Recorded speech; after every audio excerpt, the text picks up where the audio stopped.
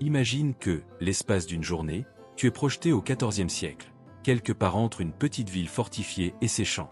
Pas de tenue adaptée, pas de téléphone, pas de plan, seulement toi, tes habits d'aujourd'hui, et une ruelle froide qui sent la fumée et la terre humide. Au loin, une cloche sonne. Des pas pressés, des chuchotements, le grincement d'une charrette. Un chien maigre traverse la boue.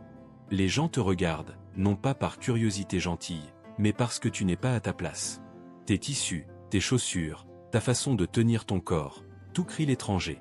Dans les histoires, le Moyen-Âge ressemble à une fresque, château doré, banquets, chevaliers impeccables. Ici, c'est surtout une question simple. Comment tenir jusqu'au soir sans tomber malade, sans te perdre, sans attirer l'attention? Tu réalises vite un autre problème, la parole. Le français que tu entends est familier et pourtant étrange, chargé d'accent, de mots qui ont glissé avec les siècles. Tu captes l'intention plus que la phrase. Alors tu hoches la tête, tu souris, tu parles peu. Au Moyen-Âge, l'inconnu bavard devient vite un suspect. Pour t'aider à survivre ces 24 heures, avance avec moi comme dans une visite guidée. On va suivre le fil d'une journée ordinaire, manger, boire, trouver un endroit où se soulager, travailler, éviter les maladies, éviter les ennuis, et, si possible, rentrer vivant avant la nuit. Respire. Laisse les images se poser doucement. On n'est pas là pour courir. On est là pour comprendre, tranquillement, pourquoi la vie médiévale pouvait briser un corps moderne en moins d'un jour. D'abord, il faut manger. Et très vite, tu réalises que le grand banquet n'existe pas pour la majorité des gens. Dans une maison de paysans, le repas ressemble à une soupe épaisse, un potage de légumes, parfois enrichi de quelques céréales, mijoté encore et encore dans la même marmite. C'est chaud, oui, mais monotone, et souvent douteux. Le pain est le vrai roi de la table. Sauf qu'il n'a rien de moelleux, il est dense, sombre, parfois rempli de petits grains de pierre, parce que la farine est moulue entre des meules qui laissent des impuretés. Tu mâches lentement, et tu sens sauter dans ce craquement sec qui fatigue la mâchoire. À force, les dents s'usent, et la douleur devient banale. La viande? Pour beaucoup, c'est rare. On mange surtout lors des jours de fête, ou quand un animal est trop vieux pour travailler. Et sans froid, la conservation dépend du sel, de la fumée, du séchage.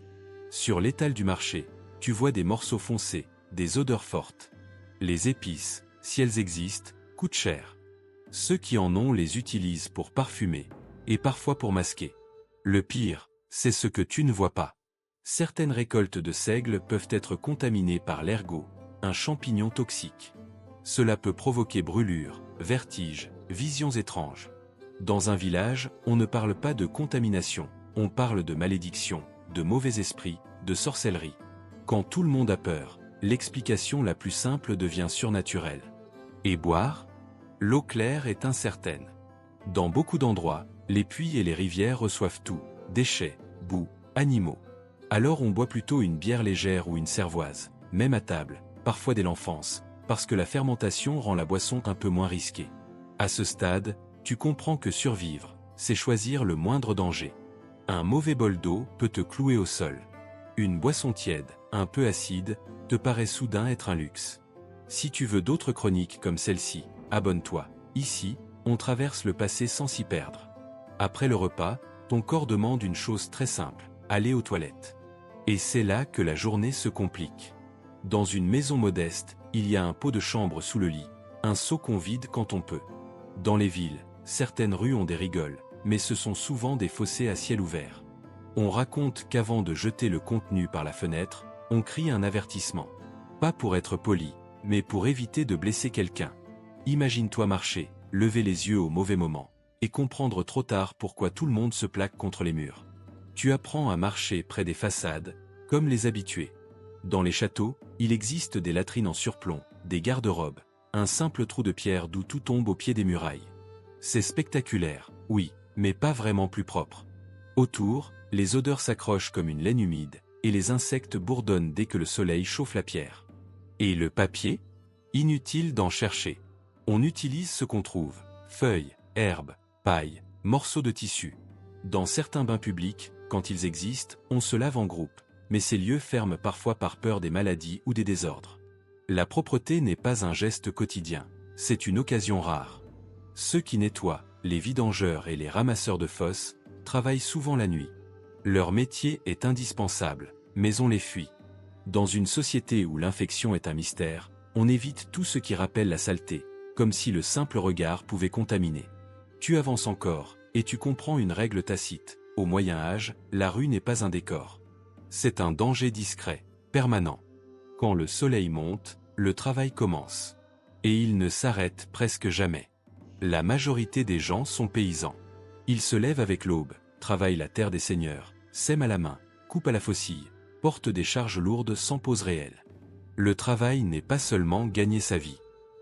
C'est aussi payer des obligations, jours de corvée, taxes en nature, parts de récolte.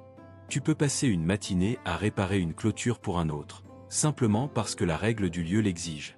Et si tu refuses, tu n'es pas libre, tu es puni ou chassé. Pendant les saisons de récolte, les journées s'étirent jusqu'à l'épuisement. Pas par ambition, mais parce que l'hiver vient, et qu'un mauvais stockage signifie la faim.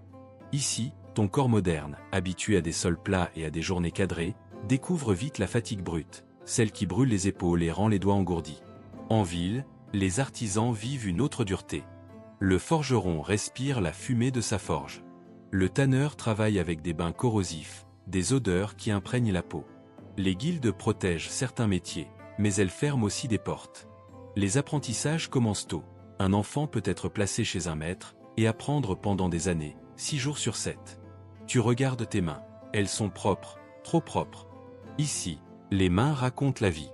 Et pourtant, malgré toute cette énergie dépensée, on reste à sa place. La hiérarchie est un mur. Tu n'es pas un visiteur, tu es un inconnu.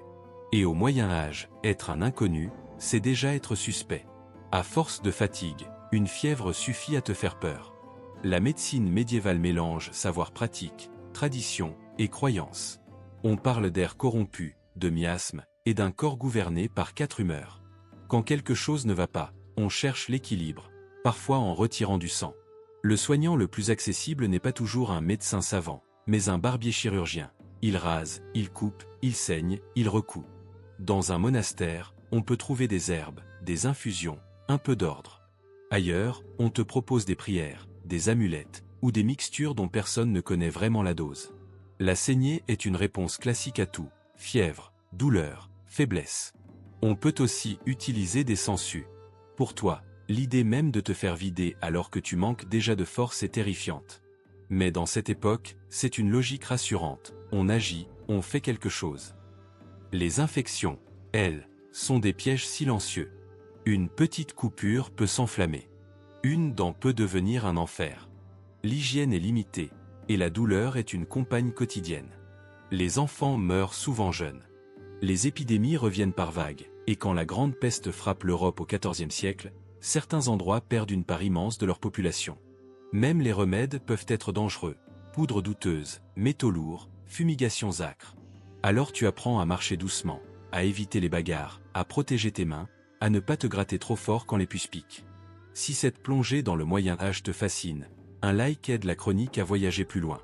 Et toi, tu peux rester ici, au calme, avec la suite de l'histoire. Mais ce qui te ferait vraiment trembler, ce n'est pas seulement la maladie. C'est la justice. Elle change d'une ville à l'autre, d'un seigneur à l'autre. Une règle locale peut te condamner à quelques kilomètres de là sans que tu comprennes même ton erreur. Dans beaucoup de lieux, il n'y a pas de police comme on l'imagine. Il y a des gardes, des veilleurs, des voisins. Quand un crime est crié, la foule se met en mouvement. On poursuit, on attrape, on frappe parfois avant même de poser une question. Le simple fait d'être différent peut suffire à te mettre au centre du cercle. Si on t'accuse, tu n'as pas de droit au sens moderne. Ta réputation compte, tes témoins comptent, la peur compte. Parfois, on décide de ta vérité avec des épreuves. Tenir un fer chauffé, plonger une main, marcher quelques pas en souffrance. Et si la plaie s'infecte, ce qui est fréquent, on y voit un signe. Les punitions sont publiques. On veut impressionner, corriger, divertir parfois. La place devient un théâtre, et la foule apporte du pain, comme pour une foire. Pour des délits mineurs, on peut être exposé, humilié, attaché au pilori. Pour d'autres, la fin est rapide, ou au contraire terriblement lente. Les nobles, eux, disposent d'issues, amendes, arrangements, duels, protection. Les pauvres ont surtout la chance et le silence. Alors tu apprends à parler peu, à observer, à ne pas te faire remarquer. Dans ce monde, la prudence est une armure invisible. Et puis il y a la guerre, comme une ombre qui traverse les décennies. Au XIVe siècle, la guerre de 100 ans oppose longtemps royaumes et alliances. Pour les gens ordinaires, cela signifie des levées d'hommes, des routes dangereuses, et des soldats qui vivent sur le pays. Tu entends des récits au coin d'un feu, un village brûlé, une route coupée, un cousin enrôlé de force. La peur se transmet comme une rumeur. On ferme les volets plus tôt. On cache un sac de grains, on enterre quelques pièces, on prie pour que la prochaine troupe passe ailleurs. Les armures complètes brillent rarement. Elles coûtent trop cher. Beaucoup portent surtout du tissu rembourré, parfois renforcé. Les armes les plus communes sont des lances, des haches, des outils détournés. L'arme qui fait peur, c'est l'arc long. Il frappe à distance, il tombe comme une pluie, et il ne laisse pas le temps de comprendre. Mais le pire n'est pas toujours la bataille. Ce sont les passages d'armée, récoltes prises, bétail emmené, portes forcées. Les sièges, eux, enferment une ville dans une attente de faim. On rationne, on espère, on regarde le ciel, en se demandant quand les renforts arriveront. Et, comme souvent, la maladie tue plus que le métal. Quand surpeuplé, eau douteuse, blessures sales. Dans ce monde, la guerre n'est pas une scène héroïque, c'est un désordre qui avale tout, même ceux qui ne la voulaient pas. Toi, tu avances en bordure, tu écoutes, tu évites les routes principales. Chaque détour est une petite victoire. Pour te distraire, tu cherches un peu de douceur. Mais les loisirs sont rares. Un musicien ambulant, une histoire racontée sur la place, un jeu de dés. Souvent, le grand spectacle, c'est le public, un jugement, une punition, une procession. Le rire existe, bien sûr, mais il se mêle à l'inquiétude. On vit aussi avec l'invisible. On interprète les signes, une comète, une éclipse, une maladie soudaine. Les saints protègent, les démons guettent, les talismans rassurent. Dans l'incertitude, croire donne une forme d'ordre. Tu te surprends à lever les yeux vers une statue, à suivre une prière, juste pour te fondre dans la foule. Les nouvelles, elles, voyagent lentement. Un message à quelques dizaines de kilomètres peut prendre des jours. Les rumeurs, elles, vont plus vite, mais elles se tordent comme de la fumée. Tu imagines ton monde moderne, saturé d'informations, et tu comprends que l'ignorance, ici, n'est pas un choix, c'est une condition. Alors tu fais comme les autres. Tu attends, tu observes, tu apprends les gestes, comment saluer, où se tenir, quand se taire. Et, paradoxalement, cette lenteur impose un rythme. Tout semble plus lourd, mais aussi plus simple. Le prochain repas, le prochain abri, le prochain lever de soleil. Rotero, Bloco 9. Quand le soir tombe, une autre réalité s'impose, l'odeur du monde. La fumée des foyers colle aux vêtements. Les ruelles mêlent boue, paille, déchets. Des artisans jettent des restes, des animaux passent, et la pluie transforme tout en une pâte sombre. Pour se protéger, certains portent des sachets d'herbes parfumées, juste sous le nez. Ce n'est pas de la coquetterie, c'est une barrière imaginaire contre l'air mauvais. Tu respires toi aussi à petites goulées, comme si le parfum pouvait remplacer la propreté. Se laver n'est pas un réflexe quotidien. Beaucoup se baignent rarement, surtout en hiver. On dit que l'eau ouvre le corps aux maladies. On se frotte, on change de linge quand on peut, et les parasites sont si communs qu'un simple peigne devient un outil vital. Les vêtements, eux, sont peu nombreux. On répare, on reprendra, on use jusqu'au fil. La maison, souvent, n'est qu'une pièce. On y mange, on y travaille, on y dort. On partage les lits, on partage la chaleur. La nuit, les histoires remplacent les lampes, un conte, une prière, un murmure. Et au fond, c'est peut-être ça qui te sauverait le plus, la capacité humaine à s'habituer, à trouver du sens, même dans le dur. Maintenant, imagine que la porte du temps se rouvre. Tu reviens à ton siècle avec l'eau potable, les antibiotiques, et ce luxe invisible, la sécurité.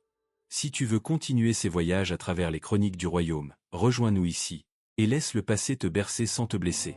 Et pour cette nuit, laisse simplement ton esprit revenir au silence. La journée médiévale s'éloigne, comme une flamme qu'on couvre doucement.